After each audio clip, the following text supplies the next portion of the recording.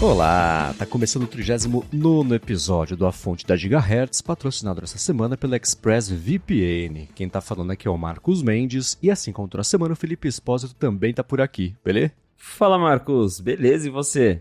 Tudo bem, matou sua saudade de Ted Lasso? Matei minha saudade de Ted Lasso, estava bem ansioso, a gente já estava comentando aqui há muito tempo.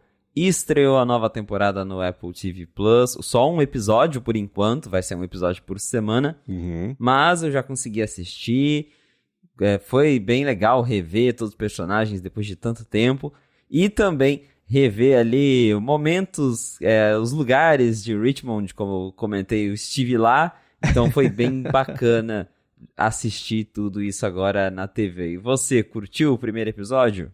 Curti, embora não tenha nenhuma ligação ainda turística, sentimental com os lugares de Richmond, né, que nem aconteceu com você. Curti, sim, assim, quem não assistiu a esse episódio, eu acho que vale deixar ele na manga pra pular esse capítulo aqui dessa vez desse episódio, voltar quando você tiver visto Ted Lasso, acho que a gente pode comentar rapidinho aqui o que a gente achou, e isso, claro, vai esbarrar no que aconteceu no episódio, então se você não assistiu, pule esse capítulo, mas volte depois pra você poder escutar e também contribuir com o que você achou, mandando feedback pra gente. Dito isso, deu tempo suficiente pro pessoal pular o capítulo se quiser. Gostei bastante, né? O episódio inteiro eu tô pensando que serviu como uma grande forma de anunciar o inevitável kit de Lego de Ted Lasso, né? Que eu certamente já vou comprar. Mas eu gostei. É curioso, e é o que eu comento, né? Geralmente assim, eu assisto, metade do cérebro tá ali ligado no que tá acontecendo, metade do cérebro ligado em como é que foi, como é que, né? Pra gravar a parte de roteiro. Então você vê que depois de tanto tempo fora do ar, cada conversa inicial entre personagens que não tinha aparecido ainda nesse episódio faz uma breve recapitulação do que aconteceu, qual que é o contexto, pra gente poder ir lembrando onde que tava cada um, né? Essa história toda. Então, não, eu gostei bastante. Foi episódio de, acho que, preparação mais do que de coisas acontecendo. Assim como todo primeiro episódio de temporada, você tem que ir preparando um pouquinho ali o terreno para cada coisa que vai acontecer. Mas eu gostei bastante, do comecinho ao fim. Bateu naquela vontadezinha de ver um Ted Lasso, sabe? Não foi... O risco é sempre a série virar uma espécie de cópia de si mesma. Não, me pareceu ainda um episódio que eu não tinha visto ainda de Ted Lasso, e não um cover de si mesmo. Exato, foi um retorno bem bacana. Por ser um retorno, justamente, não teve muita coisa nova acontecendo. A gente até foi apresentado a alguns cenários novos, mas em geral foi mais essa recapitulação mesmo do que já tinha rolado nas temporadas anteriores. Mas foi um episódio bem divertidinho, teve ali alguns conflitos, mas em geral eu também vi ali, já consegui matar um pouco a minha saudade que eu estava de assistir essa série, que então ela tem ali seus momentos engraçados, tem uns momentos que você se simpatiza com os personagens, então isso me faz gostar bastante de Ted Lasso. Você comentou sobre prestar atenção ao mesmo tempo que a gente assiste nos detalhes, e uma coisa que eu prestei atenção é que quanto merchan de Apple nesse episódio, né? Já tinha um monte, já virou padrão das séries do Apple TV Plus, mas nesse especificamente, acho que tinha 2 minutos de episódio, eles já estavam falando de iPad, FaceTime, e teve Pro Display XDR, que eu acho que eu nunca tinha visto numa série da Apple até agora, eles colocarem o Pro Display. E eu lembro que tinha a cena que mostrou o escritório lá cheio de iMac, eu falei, nossa, nesse episódio eles exageraram um pouquinho, mas eu fiquei reparando nisso, foi bem curioso. E eu reparo que até, por exemplo, uma vez, faz uns 2 anos isso, o ano passado talvez, o Rian Johnson, que dirige o Knives Out, né, o Glass Onion mais recentemente, que também é da franquia Knives Out, dirigiu um Star Wars também, e ele comentou, gente, aqui uma dica, se alguém estiver usando um produto que não é da Apple em cena, pode contar que essa pessoa é a vilã da história. A Apple não deixa os heróis, os vilões usarem coisas da Apple, né? Ela só deixa os heróis usarem. E aí, eu reparei que por causa disso, eu acho que por causa dele, ao longo dos últimos meses, você vê vilões usando também as coisas da Apple, como aconteceu no caso do Nate, por exemplo, que ele, pelo menos, está vilão nesse momento na história, usando iPhone, usando Mac, né? Eu falei, olha só, até ele sobrou pra fazer um merchanzinho ali um pouquinho, né? Tinha alguém com o iPad na mão também uma hora. Eu falei, nossa, vão apertar aí o parafuso do merchanzinho, né? Ah, com certeza. De pouquinho em pouquinho eles vão aumentando. Essa história do vilão é engraçado porque se você volta lá no começo do Apple TV Plus, dos primeiros episódios, das primeiras séries, dá pra perceber isso muito bem. Eu lembro quando eu assisti Defending Jacob, se você não assistiu, tá aqui um outro spoilerzinho. Mas tem um cara lá que é acusado de um crime. E quando mostra esse cara, ele tem um telefone Android. Então já fica bem na cara, assim, que a Apple tentava não associar os produtos deles como vilões. Mas acho que depois que teve toda essa discussão, eles deram o iPhone na mão de todo mundo mesmo. E é isso aí, mas teve bastante merchan. E eu gostei também, como eu tinha falado durante assistindo o episódio, que eu vi ali justamente não só a pracinha ali de Richmond, de onde eu fui, mas teve uma outra locação. Para quem assistiu esse episódio agora, eles vão lá numa área em que o Ted leva todo o time para passear, que eles vão de ônibus. Isso é uma coisa engraçada, eles vão de ônibus, só que assim, são 2 minutos de caminhada entre aquela pracinha e aquela parte que tem a ponte, um laguinho no fundo, enfim. Mas eu passei lá também, quando eu falei, olha, aquele lugar que eu fui, é bem pertinho ali da pracinha, do pub, mas é um lugar muito bacana, muito bonito também, e eu achei super legal ver eles gravando lá. E é engraçado, é uma área muito movimentada ali? Não, é bem, pelo menos quando eu fui, Não? tava bem tranquilo. O único detalhe que acontece ali, que até o pessoal do entorno que trabalha com quem a gente conversou, é que ali tá bem na reta da descida pro aeroporto de Heathrow. Então, assim, passa avião a cada 2 minutos. Putz. E a galera, assim, passa baixo. Então você escuta aquele barulhão. E quem trabalha em volta falou pra gente, olha, a única coisa que acontece aqui é que a cada 2 minutos você vê eles parando a gravação, porque tem que esperar o avião passar, aí volta, aí para de novo, porque realmente passa avião toda hora ali. Mas em movimentação é uma área bem tranquila até, não é tão movimentado assim. Eu perguntei isso porque foi engraçado vendo o episódio. É muito nítido que essa cena foi gravada tipo às 6 da manhã. Tava todo mundo com uma cara inchada, você vê aquela cara de sono de todo mundo, assim, tem muita cara de foi gravado muito cedo pra poder parar o trânsito, ninguém vê a gravação, alguma coisa assim. Então volta e assiste essa cena que é engraçado, você vê todo mundo ainda despertando, mas é como se fosse na metade do dia, né? Eu falei, olha só, esse famoso também tem cara de sono e cara amassada de manhã. Mas eu também gostei bastante do episódio, o comecinho... Acho que é inevitável não fazer um paralelo com... Tem uma trilogia de filmes que eu adoro, que é o Antes da Meia-Noite, Antes do Amanhecer e... Quer dizer, eu troquei, né? Antes do Amanhecer, Antes do Pôr do Sol, Antes da Meia-Noite. E o terceiro, que é o Antes da Meia-Noite, o filme também começa num aeroporto com o personagem deixando o filho pra pegar o avião, pra voltar pra casa, e vai sentir saudade e tal. Então, sim, foi inevitável não lembrar desse filme. E é engraçado ver umas coisinhas outras também não de outros filmes, mas das personalidades que ele quer adotar pra série, né? A própria entrevista da amiga de vocês, a Mariana Casinhares, conversando com o pessoal do elenco. Aliás, quem não viu, veja a entrevista, é muito bacana. Tem uma hora que eles tocam lá sobre um paralelo entre Star Wars e principalmente o arco do Nate, com toda enfim, né, o que está acontecendo lá com ele. E aí você vai ver esse primeiro episódio e tem lá a sala como é que chama o diretor do West Ham? Rupert, que é exatamente a sala do Imperador de Star Wars, né? A cena que ele vai lá, que Luke vai lá conhecer ele. E a história do Nate, ela é justamente na segunda trilogia, né? Como é que ele foi virando ali o Anakin para virar o Darth Vader. Então, esses paralelos estão lá e é bem curioso ir observando uma outra coisinha assim, que você fala, se o passado for algo indicativo do que vai acontecer, acho que a série vai apontar pra cá, pra lá. Então, acho que isso é bacana de observar também. Sim, é bem interessante isso mesmo dessas pequenas referências a Star Wars. Dá pra ver bastante quando eles estão entrando ali no escritório do Rupert. Não só o design da sala, que, né, todo escuro, a arquitetura, o fundo, mas também a janela redonda, o ângulo mostrando de fora. Então tudo isso você fala, olha só, né, tá aí uma referência bem curiosa, mas gostei do retorno, e pra quem tá aí acompanhando, como eu falei, é um episódio por semana, então de terça pra quarta que tá saindo, acho que eles não esperaram nem da quarta-feira, era que acho que 10, 11 da noite já tava disponível lá, falaram, não, vamos liberar pra todo mundo logo, e é isso, então de terça pra quarta tem novo episódio de Ted Lasso, que segundo uma reportagem que saiu recentemente, que eu até cobri lá na 95 Mac, continua sendo a série mais popular do Apple TV Plus.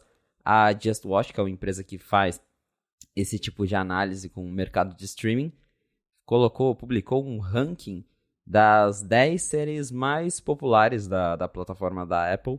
E Ted Lasso, que já era a mais popular com rankings anteriores, continua no topo, que não é nenhuma surpresa. Ted Lasso já se mostrou aí ser uma série que estourou a bolha da Apple TV Plus, já ganhou prêmios importantes, mas a gente teve aí agora com esse ranking, a gente consegue dar uma olhada em quais outras séries a galera tá assistindo no Apple TV Plus. A segunda, que também não me surpreende muito, é Severance, que é outra série aí que foi muito discutida, a segunda temporada está sendo produzida já. The Morning Show, que é lá do começo do Apple TV Plus, também vai ganhar temporada nova em breve. Aí tem Foundation, See, For All Mankind, Blackbird, Defending Jacob, que é minissérie, já acabou faz tempo, ainda assim tá ali entre as mais assistidas. Slow Horses e a última ali em 10º é Servant, que teve a última temporada, estreou recentemente aí no Apple TV Plus. E aí, desse top 10, Marcos, o que você já viu, o que você não viu? Você acha que faz sentido esse ranking? Eu acho curioso dar uma olhada nesse ranking. Primeiro, assim, Ted Lasso e Severance lá pra cima não faz nenhuma surpresa, né? Porque são as duas principais séries. Severance foi super bem recebido no ano passado. Eu imagino que, assim, acabando o Ted Lasso, a gente vai ter a data de estreia da segunda temporada de Severance, pra gente já tentar emendar ali um hype no outro. Servant, né? Por outro lado, é engraçado porque o que a Apple tá empurrando pra galera ver Servant, você liga a Apple TV, o primeiro pôster é Servant. Você termina o episódio de uma série dela, eles colocam Servant lá pra assistir. Eu não sei se é uma série, eu não cheguei a ver, não é meu estilo de coisa pra ver, eu não sou muito de terror, assim, suspense macabro, não é muito a minha. Então, sei que não me diverti, eu pulei essa série. De resto, ela faz assim, o Morning Show eu vi uma temporada e falei, tá, também entendi, bacana, mas parou por aí. Uma que eu vi uns 3 episódios e eu vou voltar a ver, na hora que sobrar um pouco mais de tempo, é a Hello Tomorrow, que estreou recentemente, nem fez muito barulho, acho que o pessoal não ligou muito, nem se vai ter mais uma temporada, mais 2 e encerra, pelo que deu pra perceber aí de falta de interesse do pessoal, eu achei bacana. E For All Mankind eu tô com uma saudade, né? Tá na hora também de a gente saber quando que vai estrear a próxima temporada, porque ela é assim, é uma boa série ruim, não falando mal da série, né? Você assiste, você vê, é meio pastelão, mas tá, então, vamos lá, né? Você compra a ideia e vai, e essa é uma das, você vê, né? The Morning Show, For All Mankind e Defending Jacob são 3 séries que foram anunciadas no começo da Apple TV, e estão aí no top 10, né? Isso pode dizer, de um lado, ou pela qualidade da série, ou pelo outro lado, por falta de conteúdo. Acho que a resposta pode estar no meio, entre essas... See também, né? See também, ela foi anunciada logo no comecinho, né? Foundation, que eu não vejo muita coisa a ser comentada a respeito, né? Foi um investimento enorme, e tem o Jared Harris, que é um ator excelente, eu assistiria o cara vendo qualquer coisa, mas ainda assim, essa eu não comecei a ver. Também é uma das que eu vejo um dia, pegar um fim de semana, quer saber? Vamos lá, vou dar uma chance. Blackbird eu achei excelente, eu comentei aqui recentemente que eu assisti. Putz, eu queria poder esquecer pra assistir de novo pela primeira vez, porque ela é muito boa, atuações excelentes, né? E vamos ver agora se... esse é o de séries, né? Queria ver um ranking parecido de filmes, pra ver se o filme do Tetris vai fazer um tipo de barulho ou grande sucesso, né? Que ele ou estreou ou tá pra estrear nesses próximos dias. Eu não lembro agora, mas tá perto, e pelo menos quando saiu o trailer fez bastante barulho, eu vi muita gente comentando sobre esse filme, então realmente ter aí um ranking de filmes do Apple TV Plus seria bem interessante, mas até que esse ranking das séries faz bastante sentido, são as séries que eu vi mesmo, a galera comentando mais nas redes sociais. For All Mankind mesmo, a gente já comentou várias vezes aqui no A Fonte sobre os episódios, na época que tinha episódio novo. E também tô com saudade, concordo com você. É um pastelão, é uma novela, mas tem coisas bem legais que acontecem no episódio que prendem a gente. Se é uma série que já acabou, The Morning Show tem aí uma temporada nova que tá vindo, que talvez seja a última, definitiva, como eu falei, minissérie. Servant também acabou recentemente, acho que teve 4 temporadas, eu assisti 3, ainda não assisti a última. E realmente a Apple, ela tá impulsionando bastante essas séries que estão nesse top 10. Então dá pra ver que, de fato, acho que são as séries mais procuradas pela galera que assina o TV Plus. Hoje, o catálogo do TV Plus tá até razoavelmente grande comparado ao que era. Mas acho que essas são os carros-chefes aí de séries do Apple TV Plus. E aí eu vi também o pessoal nos comentários lá do 95 Mac falando, o meu top 10 é um pouco diferente. Tem gente falando mesmo que pra eles as mais legais são Mythic Quest, teve Pachinko. Então muda de pessoa pra pessoa, mas ao mesmo tempo de fato, pensando num ranking geral, faz sentido pra mim ver essas séries aí. Sim, sim. E sobre Tetris, uma coisa engraçada é que isso é quase inacreditável. Existe o site Deadline, que é um site especializado em Hollywood, super bem consolidado, famoso, etc. E o crítico principal de cinema do Deadline fez a crítica do filme Tetris.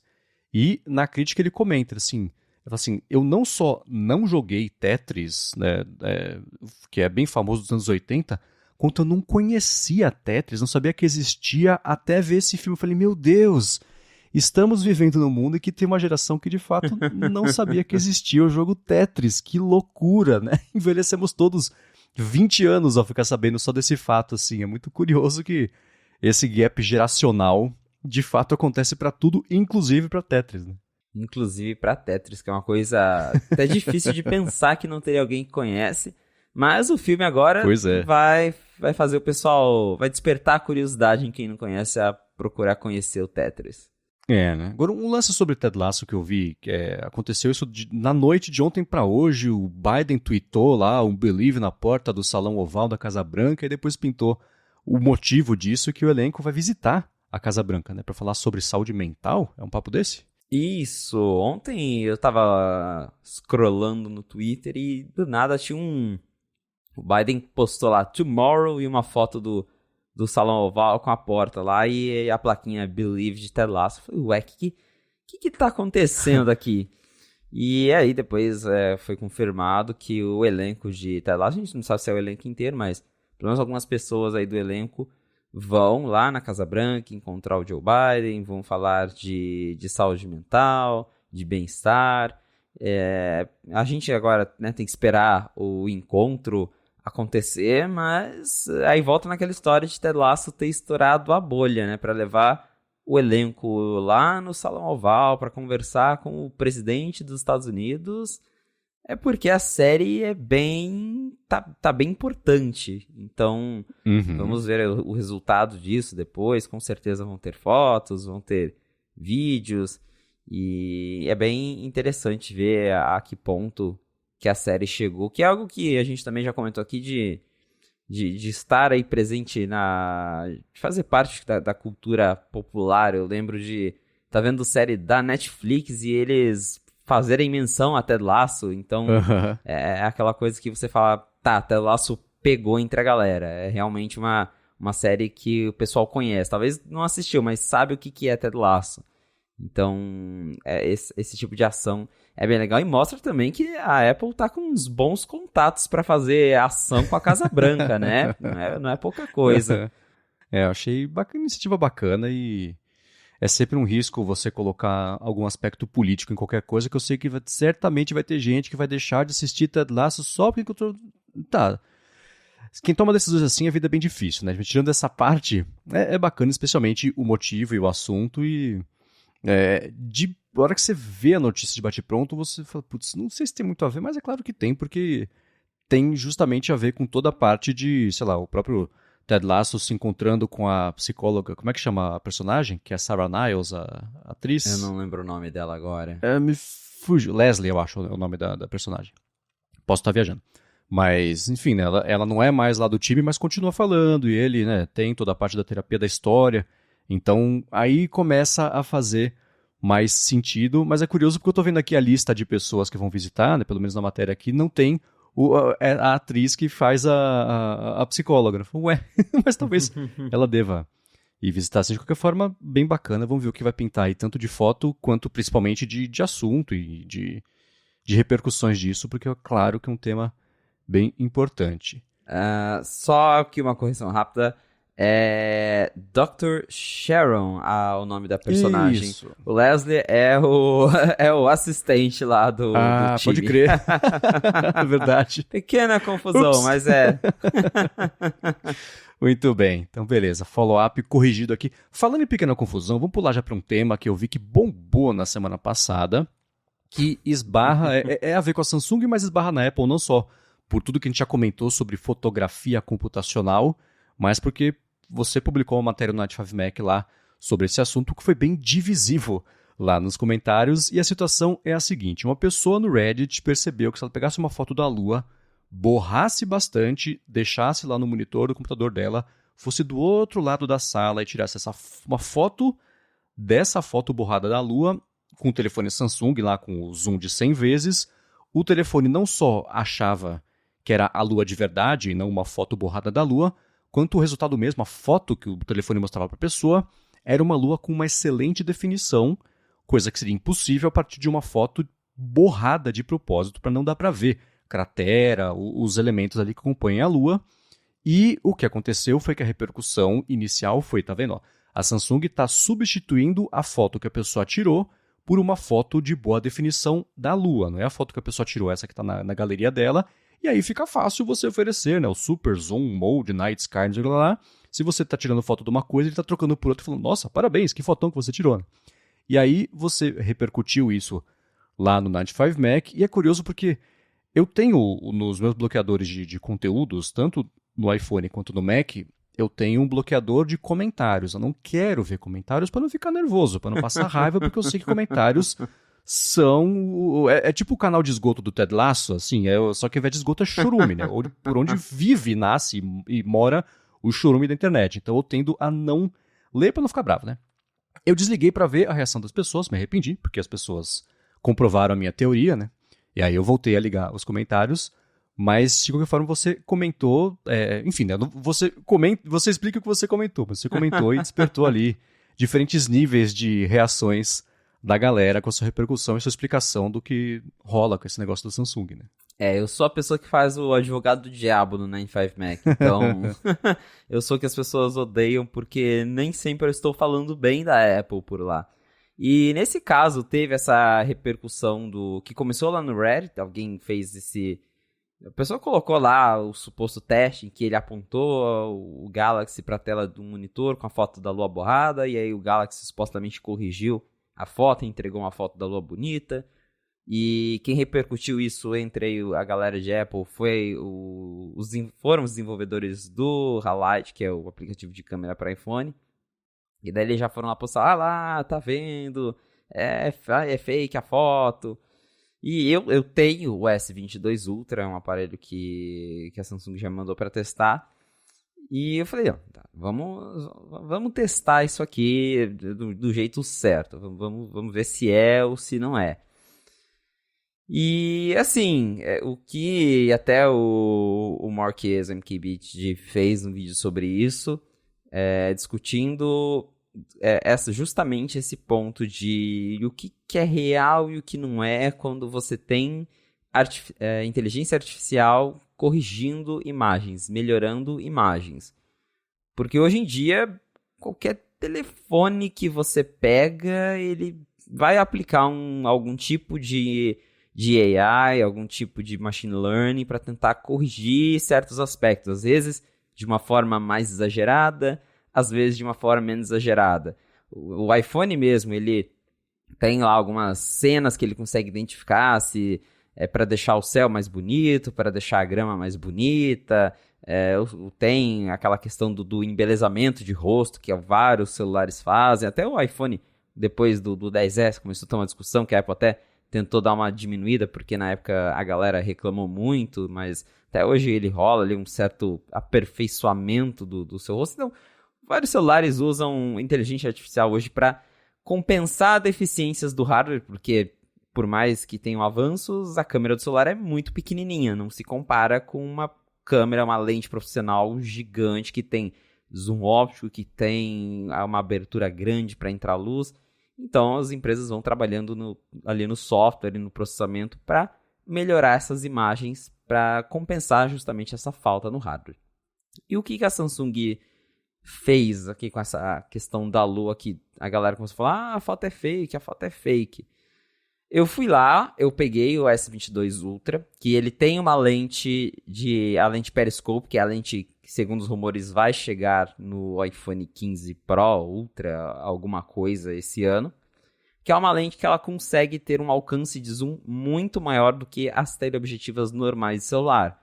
O iPhone mesmo ele tem um zoom de 3 vezes, um zoom óptico, que é um zoom que você não perde qualidade, e o S22 Ultra ele tem um zoom de 10 vezes.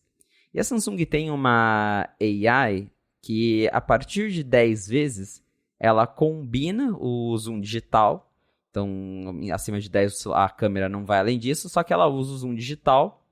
E como 10 vezes é um zoom bem grande, ela consegue levar esse zoom digital até 100 vezes. E ela usa a inteligência artificial para deixar a imagem mais nítida. Então, você consegue dar um zoom digital de até 100 vezes, com base nessa câmera de 10, e aí você consegue ter um resultado bem melhor do que um zoom tradicional de celular. E aí, quando o assunto é a Lua, especificamente, eu fui lá e fiz o teste. Eu peguei o S22 Ultra, eu peguei um aplicativo de câmera de terceiro, eu habilitei o modo RAW, que é o modo que não usa processamento, que não usa nada de inteligência artificial da Samsung, que tira a foto ali crua, do jeito que o sensor está captando. E aí eu apontei lá para a Lua, tirei a foto da Lua, e aí depois, segurando ele na mesma posição, eu fui lá no app de câmera da Samsung, apontei para a Lua e tirei a foto com todo o processamento que a Samsung faz. Dá para ver que a foto que o celular, a foto que o aplicativo da Samsung tira, tem sim muito mais definição, tem mais detalhes, só que quando você sobrepõe na foto RAW, que é a foto sem edição, sem melhoria alguma, sem inteligência artificial, que é só a foto mesmo ali capturada pelo sensor, também não é aquela coisa de, a foto é fake e está sendo substituída. Não. Dá pra ver que exatamente ali as crateras estão na mesma posição, a lua está do mesmo tamanho. É exatamente a lua que eu estava vendo. Mas tem, claro, uma camada de várias melhorias. Você vê que o contraste está maior para você ver mais as crateras, os contornos, os tracinhos da lua, eles estão bem mais definidos, que aí é a inteligência artificial pegando o que ela tem ali de uma lua e desenhando ali em cima para deixar isso mais nítido, para deixar uma foto final mais bonita, mas essencialmente é a foto que eu tirei, mas ele está ali fazendo uma série de melhorias para que essa foto fique mais nítida, fique mais bonita, mais instagramável. O fundo mesmo está mais preto, tem ali uma sombrinha, mas sobrepondo as imagens dá para ver que é exatamente a mesma. Não é, por exemplo, acho que a Huawei teve um caso em que ela também anunciou aí um modo lua, qualquer coisa, que você apontava o celular e ele tirava a foto da lua. Só que quando a galera começou a comparar a foto RAW com a foto da lua, era uma lua totalmente diferente, a posição estava diferente, aí era realmente o celular substituindo a imagem da lua. O que a Samsung está fazendo é usando uma AI, que nesse caso é sim uma AI bem agressiva, para deixar a foto bem mais bonita do que é a original, mas ainda assim ela não está trocando a foto por outra. E aí, sobre esse caso que explodiu no Reddit, eu não consegui reproduzir com uma foto na tela, então eu não sei se o que aconteceu nesse caso. Eu não duvido que seja possível enganar uma AI, porque de repente você tem uma foto muito perfeita da lua ali que realmente se passa por uma lua na tela, o celular não vai saber se você está apontando para a lua de verdade ou para uma imagem de uma lua. Você tem uma inteligência artificial que olha e fala, isso aqui é uma lua, então vou corrigir essa lua. Mas olhando assim como a IA da Samsung funciona, ela não substitui imagens. Ela pega uma imagem da Lua, ela identifica aquela imagem, ela usa AI para melhorar aquela Lua que já existe. E aí entra a questão de, isso é certo, isso é errado.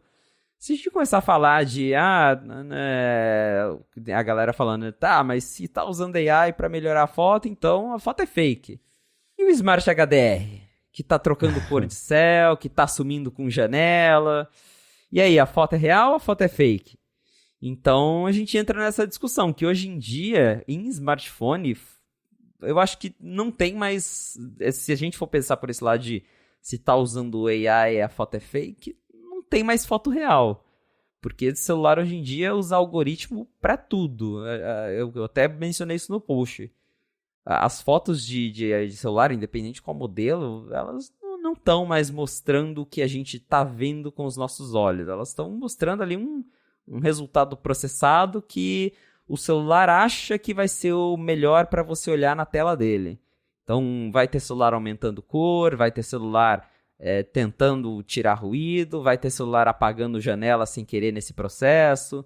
A AI, ela é falha, então talvez até isso que aconteceu de volta aí no caso do Reddit, que alguém conseguiu pegar uma foto borrada de uma lua e virou uma lua bonita.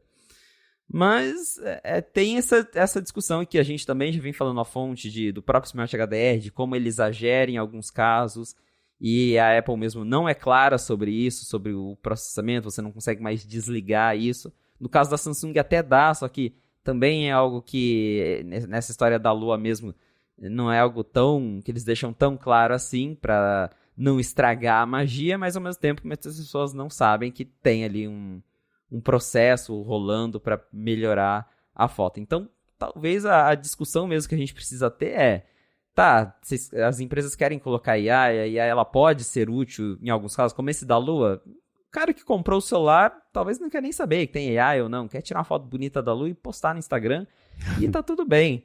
Mas tem gente que quer tirar a foto sem processamento, sem qualquer firulinha, como é o nosso caso com o Smart HDR que a gente tanto reclama.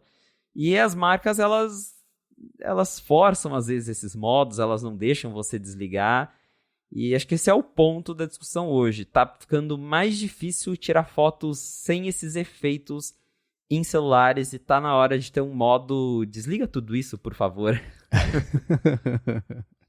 Eu tenho... A minha impressão não mudou desde que a gente comentou sobre o quanto o iPhone tá fazendo isso, que você comentou, que nem a foto do meu irmão lá que sumiu com janela no prédio, e aquela foto que você tem, que você tem usado algumas vezes do céu, que ficou um céu azul neon, né, e etc. Então, a partir do momento que você... vou ser bem pedante, assim, fotografia, grafia da luz, escrita está registrando a luz que você está vendo. Se o registro não é o do que você está vendo, a foto falhou na sua tarefa de existir. Ela está lá para isso. Você quer captar aquele momento como ele é.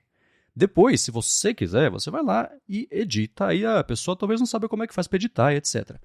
Beleza, mas o telefone, a partir dessa premissa, editar para você mesmo que você não queira, eu acho errado. Assim como no caso desse negócio da Samsung, existe um limite do quanto você consegue melhorar uma imagem que começou ruim para chegar no resultado bom. Depois desse limite, você está colocando informações que não existem nessa foto. Aí você está fazendo uma montagem, não é uma fotografia, né? Eu peguei, enquanto estava comentando isso tudo, eu fui lá na matéria lá do 95Mac, peguei as fotos que você fez, né, tanto a RAW quanto o JPEG lá do S22, e na foto RAW, eu não tenho acesso, claro, ao dado RAW, então eu fui editando a foto, o resultado só, eu consegui chegar no mesmo resultado que a Samsung chegou, mas foi ajustando cada canal de cor individualmente, fazendo sharpen, mexendo em saturação, mexendo na vibração da foto, em contraste, curvas, níveis, mais sharpen, depois deu para chegar lá com 8, 10 etapas, e cada uma dessas etapas, às vezes modificando as cores individualmente. Dá um trabalhão, né? Eu consigo fazer isso porque eu sei fazer? Óbvio, né? Alguém que não consegue poderia depender do telefone para fazer isso. Beleza. Mas o telefone partir da premissa de que assim, não, deixa comigo, eu vou salvar essa foto para você. Eu não quero que você salvar, digo, eu vou resolver, recuperar aqui essa foto, eu vou fazer a foto que você quis fazer. Eu sei a foto que eu quis fazer, não é o telefone que sabe, né? Então eu tenho um problema com o telefone por padrão alterar a foto a ponto de virar uma montagem e não uma fotografia. Então acho que isso eu fico receoso de olhar para como é que era e como é que está hoje e fazer uma projeção dessa mesma diferença de uma coisa para outra para o futuro, né? Eu vi um pessoal comentando, eu acho que foi no Accidental Tech Podcast, sobre, sei lá, você vai tirar uma foto, aí o fulaninho piscou na foto. Aí o telefone fala assim, o fulaninho piscou, mas ele não fala, mas assim, né? Mas baseado nas fotos que você já tem na galeria aqui, eu coloquei um rosto querendo estar piscando. Pô, não, a foto saiu piscada. Eu sei que os próprios telefones da Samsung tinham, não sei se ainda tem, uma funcionalidade que você individualmente consegue voltar um pouquinho no tempo e um pouquinho para frente no tempo para você tirar mesmo alguém que tenha piscado, alguém que está olhando para o lado, etc. Mas, de novo, é a pessoa que usa o telefone que está fazendo isso. Não é o telefone decidindo para a pessoa qual que é a foto que a pessoa quis tirar. Então, o meu problema é esse. Você adicionar coisas que não estão lá e você fazer decisões editoriais em cima da foto que não necessariamente sejam o que a pessoa quer que aconteça. Então, essas correções, embelezamento automático. Existe até um lance de acessibilidade do tipo assim, não acessibilidade, mas, sei lá, a pessoa tem ptose, que é quando uma das pálpebras fica meio caída, assim. Pensa naquele Forrest Whitaker, acho que é o ator que tem um olho que é diferente do outro. É isso, né? O telefone vai corrigir, vai deixar ele bonito, entre aspas, e vai deixar o rosto dele, né, homogêneo, e sem levar em conta que o rosto da pessoa é daquele jeito. Então, essas IAs são perigosas até nesse sentido, né? Então, eu acho que o que a Samsung está fazendo, apesar de ser um modo de fotografia, etc., ela está entregando uma montagem para a pessoa, não está entregando a foto que ela quis tirar daquele elemento que ela está vendo, né? Existia a opção de desligar? Maravilha, né? Que bom que existe, mas ainda assim essa tendência dos telefones tirarem a foto que você quis tirar, mas o telefone que sabe qual que é, eu acho um pouco não perigosa, não é assim, né? Meu Deus, acabou o mundo. Mas ainda assim, ela dá uma experiência pior, porque você tira o controle da pessoa de fazer, de novo, a fotografia. Então, eu não sou muito fã dessa história, dessa ideia. O negócio da Huawei, pelo que eu vi, eu não sabia disso, mas que a Huawei, em marketês, admitiu, não, a gente tá trocando mesmo a foto por uma foto da Lua que a gente tem aqui no modelo Triângulo. Ela falou, véi, aí não, né? Sacanagem, né? Aí não, né? Mas ainda assim eu não sou muito fã dessa ideia do telefone decidir para você qual que era a foto que você de verdade queria tirar. Eu acho que dá para voltar uma ou duas casas aí na insistência em tentar corrigir, passar do nível do melhorar e editar a foto colocando informações que não existem. Que aí não, né? Aí não é a foto. Acho que poderia ter opções. Eu sei que tem gente que gosta, igual eu falei, tem gente que com certeza vai apontar o celular para a lua, vai achar a foto bonita e a pessoa vai ficar satisfeita com isso. E tem a gente que gosta de ter a foto original para editar do nosso jeito. Eu mesmo adoro editar minhas fotos, eu tiro muita foto em RAW para eu editar do jeito que eu quero, para tentar fugir um pouco aí do Smart HDR, do pós-processamento pesado da Apple. E o problema é justamente, né, as marcas imporem isso, primeiro, de forma automática, o teu celular já vem com isso ligado, e segundo, como é o caso do iPhone, não tem nem como desligar. Até, né, no iPhone você tira uma foto em RAW, dá pra contornar uma coisa ou outra, mas não tem um jeito de você ir lá e falar, não quero foto com Smart HDR. Acho que é isso que todas as marcas precisavam pensar um pouco. Hoje em dia tem modo Pro e modo isso, modo aquilo, mas nenhum de fato faz um modo Pro que desliga todo esse monte de coisa pra você só tirar uma foto crua do jeito que ela é, pra você editar do seu jeito. E é isso que eu gostaria de ver voltando para os celulares, um modo sem nada, que se a pessoa quiser o modo embelezamento, beleza, ativa lá, e aí ele faz todo aquele processamento. Se a pessoa não quiser, desliga e é isso. Então, é mais essa questão mesmo das marcas serem mais transparentes sobre o que elas estão editando e te dar a opção de se você quer ou não essa edição. Então é mais isso que eu sinto falta. Tendo a opção, aí vai de cada um. A pessoa quer usar assim ou não quer, aí pelo menos você tem a decisão. Mas quando você tem isso imposto, que não tem nem escolha, aí fica ruim. E tem, assim, essas coisas da câmera te ajudar um pouquinho não são coisas do telefone. As câmeras tradicionais DSLR grande tem lá o modo que é completamente manual, que a pessoa controla tudo, abertura, exposição, etc, etc. Mas já existia desde sempre, né? Modo esporte, modo paisagem, modo retrato, modo macro. Essas coisas estão lá porque elas ajudam um pouquinho a pessoa a chegar o mais rápido possível num resultado bacana, mas de novo, sem adicionar, né? Você tirou a foto com a pessoa com o rosto meio estranho, troca pelo rosto sorrindo. Não, né? Então, a partir do momento que ficou cada vez mais fácil fazer esse tratamento sem custar muito desempenho e bateria, acho que as marcas foram cada vez mais colocando isso, e aí, enfim, né? Chegamos no que estamos hoje. Eu vou deixar o link, claro, na descrição aqui, para quem quiser dar uma espiadinha nessa matéria que o Felipe escreveu para o 95Mac. Inclusive, também vou deixar o link para uma explicação que a Samsung fez, que tinha do site, estava traduzido do coreano, e aí ela própria publicou também, prestando contas a respeito disso, e comentando, gente, é muita IA, tem aqui a foto tirada várias vezes, etc. O que a gente já sabe, né, que acontece, de qualquer forma fica as informações das fontes aí para vocês darem uma espiada e chegarem às próprias conclusões. Agora, uma outra coisa que eu vi que você escreveu no 95Mac nessa semana, que vai na onda de tudo que a gente comentou nas últimas semanas, tanto aqui, na verdade, no Fonte, quanto especialmente no ADT, sobre as IAs, as que conversam, e isso tem chamado muito a atenção pela quantidade de plataformas adotando as IAs, especialmente lá o ChatGPT, pintou o GPT-4 semana passada, que vai começar a ser uma inteligência que é multimodal, né? Tanto texto quanto imagem também, e etc. Todo mundo vem se perguntando a respeito de, gente, e assistentes virtuais? E a Siri, né? Você vê aí, todo mundo fazendo uma Siri melhor que a Siri. No fim das contas, você comentou um pouco a respeito disso, mas antes de falar sobre isso, eu vou tirar um minutinho do episódio para agradecer a ExpressVPN, que está mais uma vez patrocinando a Fonte com um desconto para você que escuta o podcast e quer navegar de um jeito mais seguro e também ter mais acesso a mais coisas aí web afora. A parte da segurança é o seguinte, se você se conecta a Wi-Fi públicos, seja aquele Wi-Fi de graça do shopping, do avião, do aeroporto, de hotel, do Airbnb, da escola, sei lá, coisa assim, geralmente esses Wi-Fi são de graça porque os seus dados são o que custa o acesso ao Wi-Fi. Os seus dados são coletados e depois são vendidos para institutos de pesquisa para saber, tipo Just Watch, né? Saber o que as pessoas estão assistindo. Esse dado vem de algum lugar, né? Vem aí das fontes que eles têm, e uma dessas fontes é justamente quando você se conecta ao Wi-Fi público, concorda lá com os termos de uso e pronto, os seus dados viram dados vendíveis, vendáveis, não sei.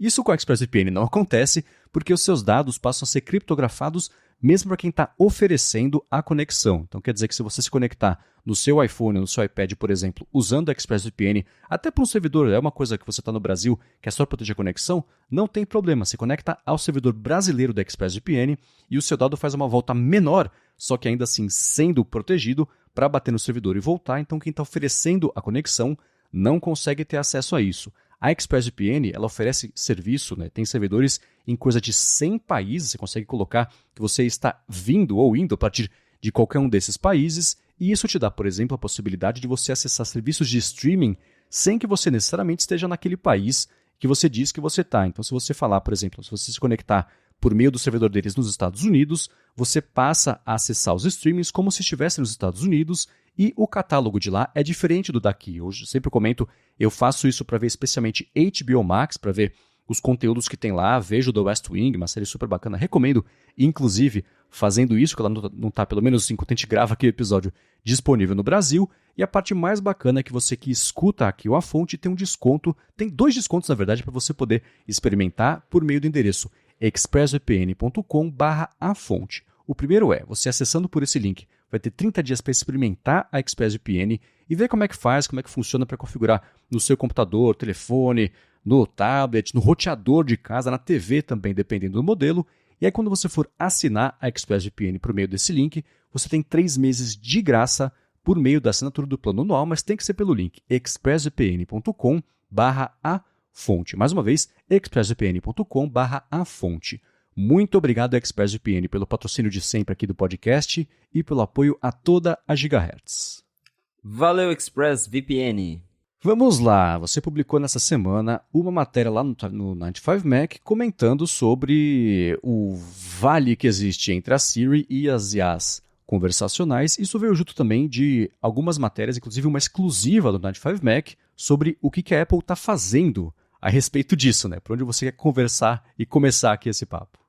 Eu publiquei esse artigo de opinião para falar sobre... A gente está falando tanto, discutindo tanto as AIs, que não são novidade. A inteligência artificial está aí já há muito tempo. Mas esse ano, principalmente, explodiu uma categoria de AI que é essa que a gente tem visto com o ChatGPT e similares, que é a AI que você consegue dar algum comando e ela cria texto, cria imagem, cria áudio. E isso a gente está vendo que está mudando já como as pessoas usam a tecnologia. A Microsoft mesmo está investindo pesado nisso. Eles colocaram primeiro lá no buscador deles, no Bing, isso. E agora você consegue buscar e ele já mostra ali resumo, um texto bonitinho do que você está pesquisando. E essa semana mesmo eles anunciaram a integração do ChatGPT com o Office. Então eles criaram um recurso chamado Copilot, que você pode digitar comandos e a partir desse comando o próprio Office cria um documento para você. Então você abre o PowerPoint e diz, eu quero um slide sobre isso, com essas fotos aqui, com fundo colorido, e o PowerPoint já te entrega um documento pronto com todos os slides, a mesma coisa com o Office. Você pode falar, eu preciso criar um documento para imprimir nesse estilo, nesse padrão, com essas regras, com essa fonte, baseado em coisa tal. E ele já te entrega ali um documento pronto. Então, tá mudando a forma como a gente interage com a tecnologia, tá chamando a atenção de todo mundo. E aí fica aquela discussão. E as assistentes virtuais que já existem? No caso da Apple, a Siri.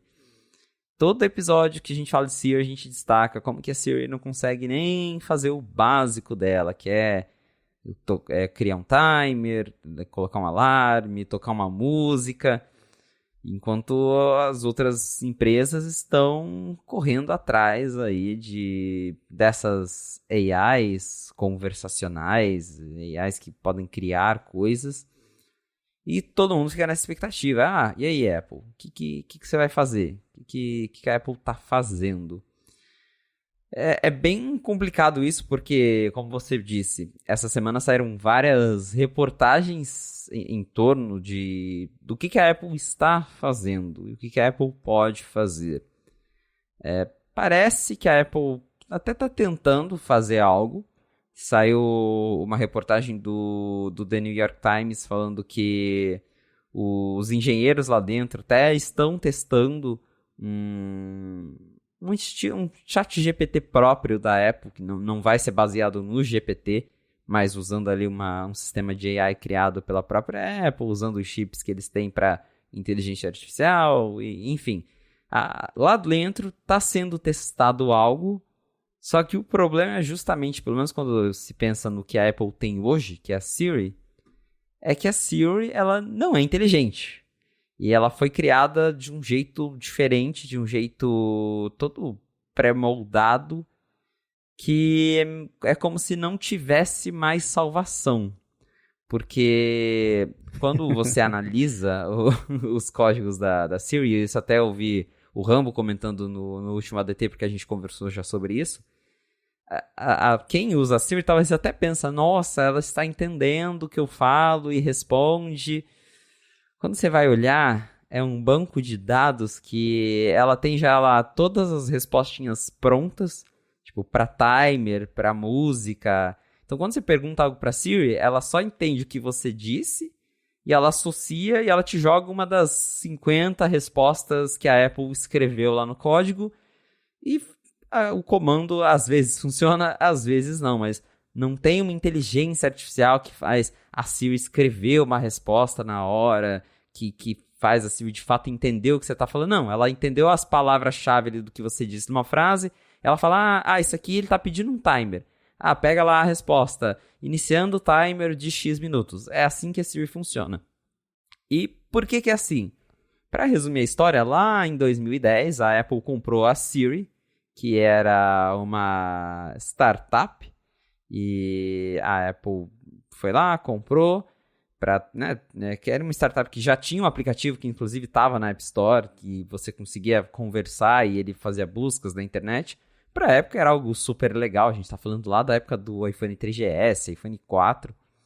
E a Apple, para tentar sair na frente, falou, não, vamos colocar essa Siri que a gente comprou do jeito que está aqui, só vamos mudar a interface, mas vamos lançar desse jeito.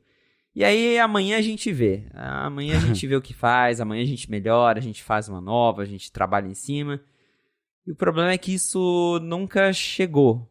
A Apple foi levando, então passavam-se os anos e falavam, não, vamos só coloca um negocinho novo aqui e depois a gente melhora. E o que acontece? Hoje a Siri tem esse legado enorme que é baseado naquela Siri lá de 2011, em que a Apple só foi colocando coisa em cima daquele código velho que já tinha. E para mexer na Siri hoje, né, os engenheiros, até a matéria do The New York Times fala isso, que não tem engenheiro que quer mexer na Siri, porque o código é uma bagunça. Para você conseguir arrumar isso, você tem que começar do zero. E a Apple meio que desistiu da Siri, tanto que faz já uns 3, 4 eventos que ninguém fala de Siri mais. É um negócio que eles até fingem que não tem. Porque virou uma bagunça. É quase impossível arrumar a Siri do jeito que ela está estruturada hoje. E aí a gente volta naquela corrida das assistentes virtuais, porque a Amazon tem Alexa, tem o Google Assistente. E essas empresas elas foram criando recursos para tentar melhorar essas assistentes. E agora a gente tem uma nova corrida com o ChatGPT, com essa nova modalidade de AI. E enquanto as empresas já terminaram, meio que isso, as empresas já terminaram a corrida das assistentes virtuais, estão indo para uma nova corrida e a Apple ainda está lá atrás, correndo, tentando chegar em algum lugar com o assistente dela. E está ficando para trás, essa é a verdade, porque a Microsoft mesmo não é nem assim algo conceitual. Ela já está lançando isso, já está no mercado, já está nas mãos das pessoas. E a gente ainda está esperando a Apple anunciar algo que provavelmente vai ser um beta, que vai estar disponível para todo mundo em tantos idiomas daqui sei lá quantos anos. Então, a corrida, pelo menos para Siri, acho que já está tarde demais. Acho que realmente está na hora da Apple lançar algo novo, esquecer a Siri, talvez criar, a gente até já discutiu isso, esquece Siri, faz um novo e depois troca, substitui, sei lá, mas essa corrida aí a Apple já perdeu. E tem essa questão aí que o The New York Times falou, que os engenheiros lá dentro até estão trabalhando em algo assim. Aí o 95Mac conseguiu encontrar referências dentro do último beta do tvOS, que a Apple está testando algumas respostas de linguagem natural para Siri. No momento eles estão usando assim para coisas bem pequenas, tipo timer. É igual eu falei, essas respostas que hoje são prontas. Aí nesse último beta eles colocaram uma coisa ou outra que a Siri vai gerar respostas ali que são de fato geradas por uma inteligência artificial e não só a Siri lendo um arquivo de texto que está lá salvo dentro do sistema. Então dá para ver que a Apple está sim agora tentando começar a preparar algo. Só que volta no que eu falei, enquanto a Apple está tentando começar a preparar algo, as outras já estão lançando esses algo, já estão colocando isso no mercado nas mãos de muita gente. Então, a Apple está ficando para trás com a Siri e com essa parte de inteligência artificial, que tem um potencial enorme. Eu também publiquei uma matéria esses tempos no 95Mac sobre o GPT-4, que foi anunciado recentemente, que é a versão mais nova do ChatGPT, basicamente. E essa versão nova consegue até criar aplicativo. O cara deu um comando lá, eu quero um aplicativo que mostre os trailers de filmes dos mais populares e que esse aplicativo tenha o link para as plataformas de streaming onde esse filme está disponível. E eu quero que esse app seja para iPhone e feito em SwiftUI. O GPT entregou o código pronto, o cara colocou lá no Xcode e era um aplicativo funcional. Então, assim, olha que ponto chegamos e pensa como que a Apple, se ela estivesse correndo atrás disso, conseguiria fazer coisas grandíssimas. Imagina, eu até mencionei o exemplo do Switch Playgrounds, que é aquele aplicativo da Apple que ensina você a programar. Imagina uma IA integrada com isso, ou com o próprio Xcode, que é a ferramenta de desenvolvimento mesmo. Você tem lá, você roda o código, tem um bug no código, ao invés de você ficar quebrando a cabeça, tem uma AI que lê teu código e fala, ó, é aqui que você está errando, arruma isso aqui. Então, tem usos muito bacanas, mas que, por enquanto, a Apple tá sem entregar nada sobre isso. Existem, assim, todas essas IAs que a gente está vendo, elas são betas públicos, basicamente, e a regra do jogo é que, assim, pode dar errado, pode dar muito errado, tá todo mundo testando, obrigado por ajudar a gente a melhorar o serviço, e beleza. Do lado da Apple, ela sempre foi bem mais conservadora sobre o acesso que ela dá a esse tipo de coisa. Você tem, por exemplo, não faz muito tempo, Bluemail, acho, um aplicativo de e-mail. Eles adotaram não sei se era o ChatGPT ou alguma IA conversacional no aplicativo, a Apple falou, tá, você pode adotar, mas o seu aplicativo vai passar a ser permitido só para quem tiver mais de 17 ou 18 anos. Só maior de idade vai poder usar seu aplicativo, porque você sabe como é que funciona a IA? Você tem controle sobre ela? Não, então lamento, a IA pode sair dos trilhos, e aí menor de idade não poderia ter acesso a isso. Então ela está sendo bem conservadora com isso, dá para entender. Por outro lado, tudo isso está fazendo ela ficar bem para trás, como você comentou.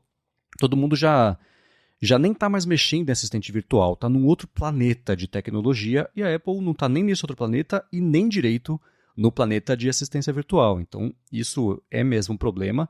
É claro que ela certamente, inevitavelmente está mexendo nisso, mas chega um momento em que ser tão precavida contra qualquer tipo de problema que possa acontecer impede ela de lançar qualquer coisa, porque é óbvio que vai dar errado. Mas quanto mais gente, mais rápido estiver testando isso, mais rápido você corrige esses problemas. Tem um segundo ponto aí, que isso pode esbarrar no que a gente vai comentar já já, é que para tentar reduzir custos, a Apple está limitando a quantidade de projetos lá dentro, porque aí pelo menos se você é um jeito dela não mandar o povo embora e manter lá os empregos todos e conseguir ainda assim economizar de algum lado dessa balança. Isso que vocês reportaram do negócio de que ela está testando na Apple TV, etc., é super bacana e indica um caminho que ela pode estar pensando em seguir, mas a gente comentou, foi acho que título de uma fonte, né? Na volta a gente Siri, porque assim, ela está há tanto tempo não prometendo, ela sabe há tanto tempo que ela tem que recomeçar a Siri do zero, só que nunca existiu um momento bom para fazer isso, e nunca vai existir um momento bom para trocar o pneu com o carro andando, a asa do avião com o avião voando, né? Mas isso vai ter que acontecer em algum momento. E eu imagino que vai ter que ser uma coisa tipo quando a Apple migrou de PowerPC para Intel, que foi lá o Steve Jobs no palco e falou, olha gente, o Mac está vivendo uma vida dupla, a gente vem preparando para uma transição aqui de 2 anos faz um tempo, então tudo que vocês escreveram já para PowerPC vai funcionar também para a transição da Intel e etc. Então a minha impressão é que para conseguir resolver esse problema, a Apple vai ter que trabalhar, e já devia e já deve estar trabalhando, numa versão da Siri com toda essa outra inteligência construída do zero, porque você não consegue melhorar uma coisa que já foi construída de um jeito insustentável. Então não dá mesmo para expandir a Siri para corresponder às expectativas que a gente tem. Só que a gente vê o resultado da tecnologia, não como é que ela foi feita. E como ela foi feita é o problema, no caso da Siri, né? Mas é bacana ver que pelo menos de um jeito bastante limitado, só lá na Apple TV para algumas respostas, ela está testando, está fazendo isso, porque os benefícios que essas IAs todas oferecem são muito gigantescos. A gente está pulando uns 4 ou 5 anos no tempo com o que a gente está vendo que elas vão começar a oferecer. E você falou do negócio do código lá, de você jogar no Xcode e ele resolver para você ou dizer para você onde está errado, é exatamente um exemplo que a OpenAI deu na semana passada com o GPT-4. Eles foram fazer, num momento lá da apresentação, um bot do Discord. O bot jogou um erro lá para a pessoa pegou o erro, copiou e colou no bot e falou, escuta, no bot não, colou no GPT e falou, escuta, resolve. O negócio resolveu, sozinho. Aí você não melhorou a capacidade da pessoa como uma pessoa de desenvolvimento, mas ainda assim resolveu um problema pontual, que às vezes é o que você tem que fazer para conseguir corrigir um problema rápido, corrigir um bug rápido, resolver uma emergência.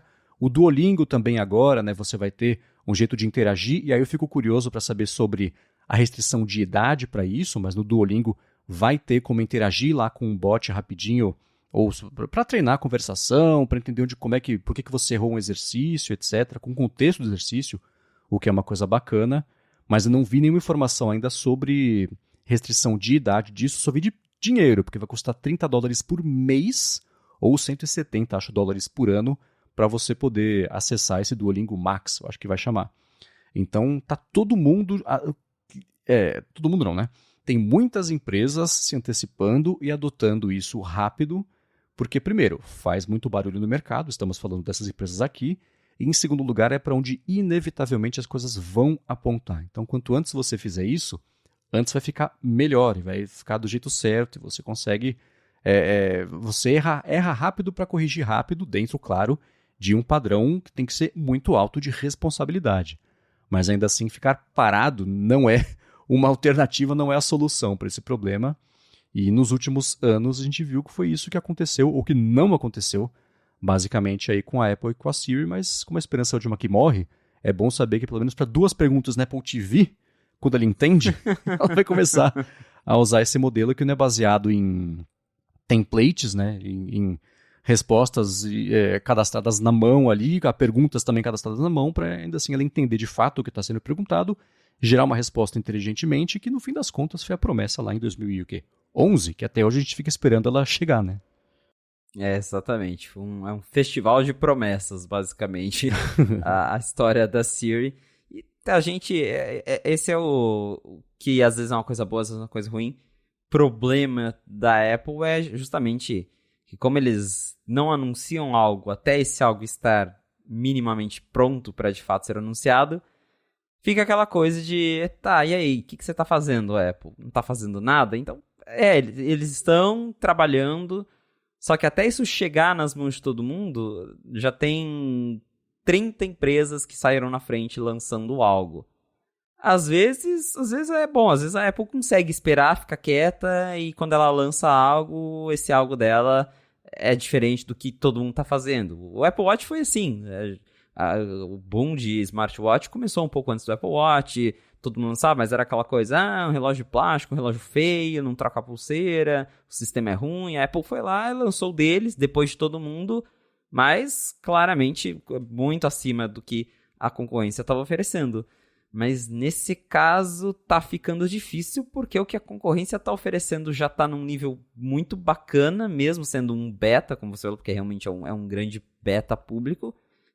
E aí a gente tem o lado da Apple que a assistente que eles têm hoje não funciona direito. Então, é um caso de que eles, não sei, poderiam anunciar algo, que estão realmente trabalhando nisso, talvez com, sei lá, se esse teste do tvOS for para frente, porque esse tvOS ainda é um beta, mas quando ele for lançado para todo mundo, a Apple falar, a gente lançou aqui uma versão nova e a gente está começando os testes com isso.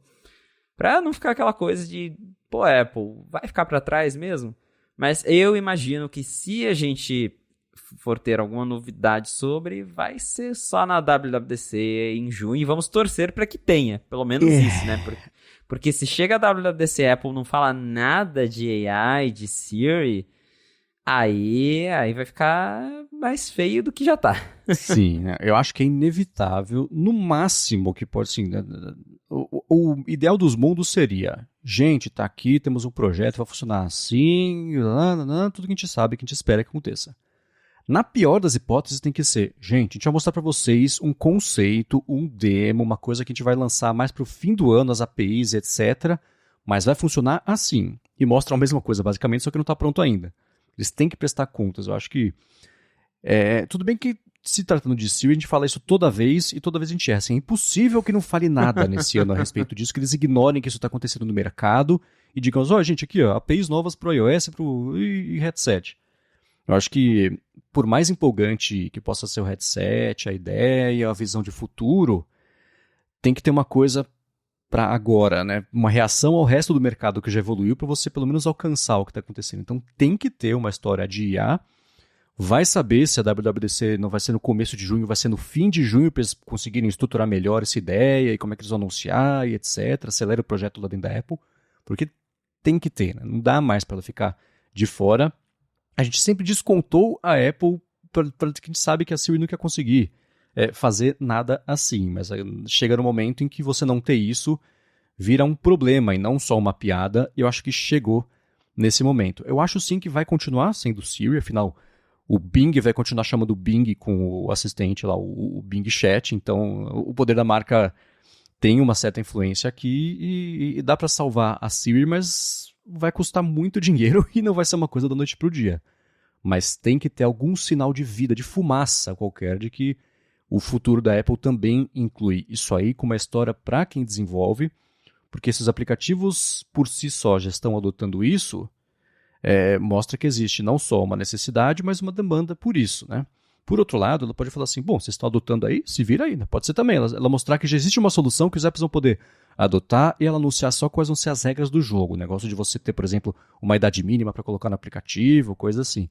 Mas se o sistema passar a oferecer isso de forma nativa, é como a gente esperaria que fosse se a gente não soubesse dos problemas todos. Sabendo dos problemas todos, ainda assim a gente espera que seja assim. Então vamos ver se pelo menos nesse ano acontece alguma coisa, porque, né, a Siri ficar mais uma vez no banco de reservas, voltando a uma analogia de Ted Lasso aí, é meio preocupante, né? Com certeza. Agora o que está acontecendo de fato dentro da Apple é corte de gastos, pelo que a gente tem discutido e tem visto. Saiu agora, você até comentou essa reportagem da Bloomberg falando que a Apple está fazendo o que dá para cortar custo. Então, ela não está demitindo, igual outras empresas estão fazendo, mas ela está adiando bônus, deixou de contratar em algumas áreas, a não ser que seja muito essencial. E isso, claro, afeta esse tipo de projeto, porque para você investir em algo novo, custa dinheiro. E a Apple, no momento, não quer gastar dinheiro. Então, a gente claramente tem, isso acaba refletindo em certos recursos ficando de lado, certos recursos demorando mais para chegar, até mesmo em produtos novos, né, em como eles fazem. Acho que o próprio iPhone 14 é um reflexo de como a Apple está tentando cortar custos no que dá. E é uma tendência que, pelo menos aí, por mais esse ano, deve continuar assim. A Apple deve ficar mais conservadora para justamente evitar gastar. Pensando aí no lado de operações, e em tudo que a gente sabe, já discutiu sobre o Tim Cook, faz sentido. Tanto que, como eu acabei de falar, a Apple é a empresa do Vale do Silício ali que ainda não está demitindo a galera, porque a Meta mesmo recentemente já anunciou outra grande demissão em massa. E a Apple, por enquanto, está segurando as pontas. Mas, claro, né, como eu falei, isso afeta outras áreas. Então, você tira dinheiro de algumas coisas, você diminui, talvez, pesquisa, desenvolvimento, você pausa projetos que custam muito dinheiro, que vão demorar para mostrar que vão ter algum retorno. Então, isso claramente tem um impacto no que a empresa vai anunciar esse ano. Eu vou deixar para quem quiser ver esse link da matéria aqui, que é newsletter, na verdade, do Mark Gurman comentando sobre tudo que a Apple vem fazendo para tentar impedir uma demissão em massa, que todo o resto do mercado já fez, né? Ele comenta que as empresas em conjunto demitiram mais de 50 mil pessoas, que é metade já da força de trabalho não seria metade, eu não sei, mas uma boa parte da força de trabalho da Apple. Então, não são poucas as coisas que ela está fazendo, desde cortar projetos, como eu comentei, e fazer coisas mais práticas, evitar projeto novo, não colocar gente no lugar de gente que pede demissão, fazer a galera vir para o trabalho, para o escritório, para poder já separar quem não quer vir no escritório, então fica em casa mesmo. Se rolar uma demissão, isso pode entrar ali na conta enfim, né, do prós e contras ali da pessoa para ela ser ou não demitida. Então, isso é uma coisa que também eu acho que pode definir, ainda que em menor grau, a liderança Tim Cook, porque do tamanho que a Apple tem, o tanto de operação e o tanto de gasto que ela tem também, e conseguir navegar esse período aí sem demitir ninguém, ou pelo menos sem demitir pessoas contratadas diretamente, que a gente sabe que ela demitiu bastante gente terceirizada aí pelo mundo, vai ser sim mais uma das que o pessoal comenta que é a aula de operação de uma empresa liderada por alguém de operações, né? Se de um lado não tem as inovações que a gente comentou aqui na semana passada, do outro, esse tipo de decisão é uma coisa que esse tipo não de decisão, mas tipo de jeito de liderar a empresa é uma coisa que também pode ser estudada para o bem aí no futuro, evitar que é que nem o pessoal já vem comentando, né? A Apple, durante os últimos 2 anos, as empresas todas do mercado contrataram dezenas de milhares de pessoas. A Apple contratou nem metade dessas pessoas nesse mesmo ritmo, e isso agora está se mostrando uma boa notícia, porque quem foi contratado segue com o emprego, versus quem foi contratado há 2 anos já está na rua de novo, num mercado que não está exatamente contratando, né? Esse é o problema, inclusive, né? Então, o próprio Tim Cook falou assim, gente, demissão em massa é um último recurso. A tradução foi, não é que a gente não vai fazer, a gente vai tentar evitar ao máximo que isso aconteça, mas se precisar a gente vai fazer. E o que se espera, no mínimo, é de um jeito tão ou mais responsável quanto bons exemplos que a gente viu por aí nesses últimos anos, começando por Airbnb, que fez as demissões de um jeito... É estranho falar assim, mas fez as demissões de um jeito muito bem feito, a gente vai ter 3 a 6 meses de salário, o seguro-saúde está garantido para vocês e parentes, vamos cuidar de vocês e nesse meio tempo vocês achando emprego novo, versus o Google, recentemente, o próprio Twitter, né? Assim, a pessoa descobriu que foi demitida porque foi passar o crachá e não entrou. Pô, obrigado, né? E salário vai ter? Não sei, um dia de conversa. Então, isso é um problema. Vamos ver o que rola em relação a isso aí, mas como eu disse, eu vou deixar aqui na descrição do episódio o link para vocês poderem dar uma espiada. Agora, para a gente finalizar o episódio, é claro que não seria um episódio do A Fonte se não tivesse um papo sobre o headset imersivo e as últimas notícias que pintaram sobre isso. Você, inclusive, reportou lá no Not5Mac que nos códigos mais recentes aí dos sistemas da Apple apareceram já agora de fato as menções a Reality OS, num código lá, um código aberto que a Apple tem, que, enfim, né, é mais indicativo de que não só está chegando, mas que está chegando muito em breve aí, tomara pelo menos esse headset, né? Porque a gente já não aguenta mais discutir rumor disso, a gente quer ver o produto. A gente viu um pedaço do produto na última semana, pelo menos, vai. A gente viu um pedaço, e agora a Apple tem esse código open source, é um código aberto que ela publica de algumas coisas dos sistemas, e nessa última atualização dos códigos abertos da Apple, ela tava lá, tinha um arquivo com as plataformas em que o código roda, aí tem lá iOS, macOS, watchOS e RealityOS, então estava lá mencionado no código oficial da Apple, no GitHub oficial da Apple, a plataforma RealityOS, tinha lá Reality Simulator também, que é assim como tem o iPhone Simulator, para quem faz o aplicativo no Mac conseguir testar, já tem lá a referência a um simulador do headset, então tá mais do que claro que o headset real, ele existe, está sendo feito, está sendo testado, é mais agora a questão de quando que isso vai aparecer. E para ter, né, vazado isso, alguém talvez esqueceu de apagar na hora de publicar os códigos para todo mundo, mas para ter aparecido já até nos códigos open source da Apple, porque essa que é a questão. O que a gente já tinha encontrado referências a RealityOS dentro dos códigos do iOS, mas ainda era aquela coisa assim, tá dentro de um negócio que poucas pessoas sabem fuçar, que sabem abrir. Agora não, tá ali no GitHub da Apple, que você entra num site e consegue buscar lá e encontrar essas referências. Então, para ter chegado nesse ponto é porque o lançamento tá beirando a esquina. E bate com o que os rumores estão falando, que possivelmente a gente vai ter esse headset anunciado na WWDC, se a Apple, claro, não resolver adiar ele pela milésima vez, porque era para ter chegado em janeiro, não veio, depois março, não veio. Agora tudo indica a WWDC, mas realmente tem cada vez mais evidências, o nome ter aparecido aí nos códigos da Apple é mais um indicativo de que tá chegando, tá muito perto, e a gente teve até um vazamento de hardware recentemente que alguém publicou ali no Twitter que seriam alguns cabos e até o conjunto de microfones que seriam usados por esse headset. Então é a primeira vez que a gente vê peças de fato desse produto, porque a única coisa que a gente teve até agora foram os renders vazados em que lá o pessoal do The Information viu, eles publicaram aqueles rascunhos, aí criaram-se renders em cima disso, mas a gente nunca teve vazamento de peça mesmo para mostrar um mínimo detalhe.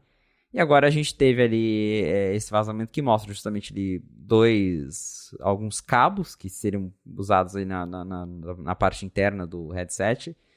E um conjunto de microfones que até o pessoal comentou que na verdade é até o mesmo do HomePod, é muito igual, então nesse caso do microfone não dá para saber se quem vazou só se confundiu ou se de repente a Apple deu um jeito para cortar custo. Falou, não, pega esses microfones que a gente já tem um monte parado, enfia ele dentro do headset, vamos usar esses mesmos microfones aí. Mas tem já esses vazamentos de peça, que também é mais um indicativo de que agora tá chegando, que possivelmente se eles forem anunciar isso em junho, mesmo que não vá ser lançado em junho, mas que vai ser lançado em setembro ou até mais pro final do ano, já está na hora de começar a produção em larga escala. O próprio iPhone, a produção começa bem antecipado. Então, possivelmente, agora a gente vai começar a ver cada vez mais vazamentos desse tipo, porque o headset, pelo menos espero que está chegando. Considerando que se for quanto mais perto do lançamento do anúncio estiver, especialmente do lançamento, mais peça vai começar a vazar. É melhor a Apple anunciar isso o mais rápido possível para o anúncio ser feito por meio dela e não por meio de vocês, basicamente, com o vazamento de, sei lá, homologação do display na Anatel chinesa, as coisas que geralmente acontecem. Né? Então a gente certamente vai ver isso aí. Tanto no caso do iPhone, quanto especialmente no caso do Apple Watch, o anúncio aconteceu muito antes do lançamento, justamente para... E eu acho que no iPhone foi assim. O Steve Jobs falou, a gente vai mostrar aqui, porque a gente não quer que isso vaze em documento de homologação. Isso. Então o design vai ser esse, vai ser assim, e beleza. Aí depois aconteceu o lançamento. No caso do Apple Watch, ele foi anunciado em 2014, acho que outubro, né? E foi lançado em abril de 2015, então teve um gap grande aí. Do iPad eu não me lembro como é que foi. O iPad foi em janeiro, abril, mas também foi um gap um pouco considerável, né? Não foi assim no próximo mês. Então dá pra imaginar de junho a setembro, outubro. Uma coisa assim, né? Então, estaria dentro da média até do que a gente sabe mais ou menos que são o que a Apple faz mesmo entre anúncio e lançamento de um produto novo. Mas o fato de ter vazado, se não for um pedaço do HomePod, de ter vazado um pedaço mesmo do headset, é uma boa notícia, porque é a primeira confirmação física de que esse trem existe de fato. Agora, né? Quem é mais cético também pode acreditar que isso aí rola e, assim... O que você comentou? Alguém pode ter esquecido de tirar as menções ao Reality OS lá no código do GitHub? Ou já está num ponto em que seria talvez impossível tirar isso aí e o código seguir funcionando? Sei lá. Talvez seja justamente isso. Como já está chegando na hora do anúncio, inevitavelmente as coisas aparecem. É igual a gente tinha ali as referências ao Apple Music Classical que começaram a aparecer nas últimas versões do iOS, porque justamente chega uma hora que o sistema tem que estar pronto para aquilo. Então não tem como a Apple esconder, tem que colocar a referência lá no código, porque ele é essencial no caso do Apple Music Classical, para mostrar para as pessoas, tá disponível na App Store, você tem que clicar aqui para baixar. Então ela teve que inserir isso no código antes de lançar o aplicativo para todo mundo. E pode ser o caso do Reality OS. Chegou num ponto que o lançamento está aí perto e é a hora que o sistema tem que estar pronto para já começar a saber que esse produto existe. Então, até, por exemplo, uma coisa que é bem comum nos códigos, que isso já fez a gente descobrir novos recursos, é que uma versão do iOS antes de um grande anúncio, a Apple tem que colocar as mensagens: seu iPhone não é compatível com esse recurso. Porque o recurso vai existir, só que alguns iPhones não vão rodar, e aí o sistema antigo tem que mostrar uma mensagem falando que, aqui não rola, você tem que atualizar teu iOS para ter esse recurso.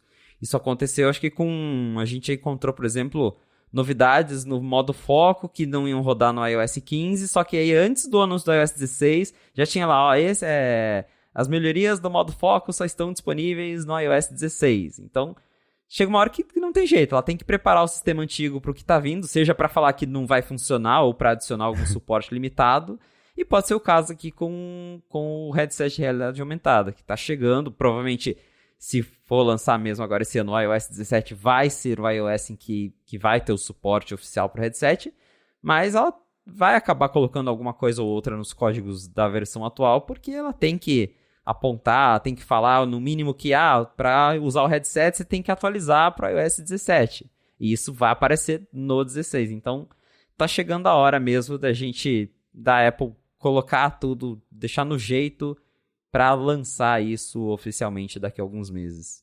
E tem uma questão que o fato de vazar um negócio desse no código, é claro que nos veículos especializados, lá com vocês vão reportar isso, a gente vai ler, vai repercutir, mas isso não passa da nossa bolha, né? Não vai sair no site da CNN, não vai sair na home do G1, vaza um pedaço do microfone que pode ou não ser do headset, né? Então isso ainda assim fica mais restrito aqui a nossa bolha, não estraga a surpresa, mas pelo menos diminui pra gente um pouquinho o impacto disso, ou não, aumenta mais o hype, né? Vai saber, alguém pode ter se empolgado muito mais agora que viu o código, que isso de fato tá chegando. De qualquer forma, acho que já dá pra afirmar que o que é inevitável é esse negócio finalmente tá chegando, pra gente pelo menos poder parar de falar nisso no mundo dos rumores e repercutir de fato o que ele vai ser, né? Exatamente. A gente vai poder discutir um produto que existe, embora colocar as mãos nele vai ser um pouco difícil, né? Custando $3.000, a gente vai ficar só nas opiniões, vendo a keynote da Apple. Pois é, e torcendo para pelo menos o negócio da Siri inteligente chegar mais rápido. Exato. Muito bem, se você quiser encontrar os links do que a gente comentou ao longo do episódio, vai em gigahertz.fm/afonte/39 ou dá mais piada nas notas aqui do episódio. Como sempre, muito obrigado ao ExpressVPN pelo patrocínio. Vai lá, expressvpn.com/afonte, 30 dias de graça, 3 meses de graça também para experimentar e usar a ExpressVPN no plano anual. Obrigado a vocês que escutam, que recomendam principalmente a fonte, vocês que deixam também reviews, etc. Isso ajuda bastante a mais gente a poder descobrir o podcast. E obrigado, claro, a você, Felipe, por nos ajudar a entender o que está acontecendo lá por Cupertino nessa semana por um monte de assuntos. Bom, vocês escutaram, não vou listar aqui de novo, mas obrigado. Valeu, Marcos. Obrigado, audiência, por ter ficado com a gente até o final de mais um episódio do A Fonte. Se você quiser me encontrar nas redes sociais pra gente bater um papo, é só me procurar no @FelipeEsposa. Boa, sou MVC Mendes no Mastodon e no Instagram, apresento um monte de podcast aqui na Gigahertz e o Bolha Dev, que é um podcast, um noticiário diário sobre tecnologia, inovação e desenvolvimento. Vou deixar o link aqui na descrição para quem quiser conhecer e a gente volta na semana que vem. Um abraço e até a próxima.